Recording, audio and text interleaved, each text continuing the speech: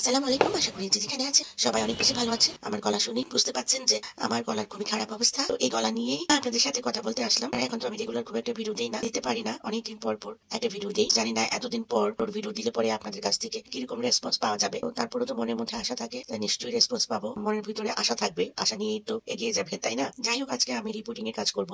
আর এখন তো শীতকাল চলে গিয়েছে, ফেব্রুয়ারি মাস এসেছে। তো শীতকাল চলে গিয়েছে, ফাগুন আসছে, আর এখন ইংরেজি মাসে ফেব্রুয়ারি মাস। রিপোর্টিং এর কাজ করা, ডাল কেটে দেওয়া এবং আপনার গাছগুলোকে খাবার দেওয়ার উপযুক্ত একটি সময় হচ্ছে এই মাসটি। এই কারণেই আমার অনেক কাজ হাতে আছে, অনেক কাজ আমার জমে গিয়েছে।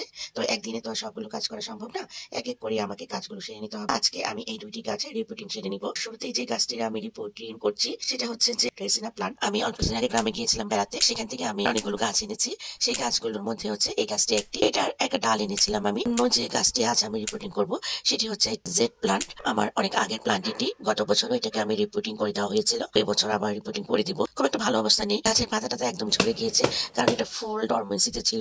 এই কারণে যাই হোক, এটা যেহেতু পাতাটাতে ঝরে গিয়েছে, এটার আমি সবগুলো ডাল ছেটে দিব।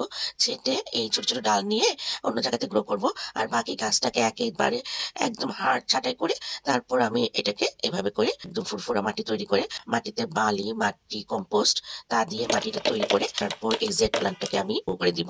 আশা করছি হয়ে যাবে। হয়ে গেলে আপডেট নিয়ে তো আমি অবশ্যই আপনাদের সামনে আসবো। সেই পর্যন্ত সবাই অনেক বেশি ভালো থাকবেন, হাসি খুশি তো অবশ্যই থাকবেন।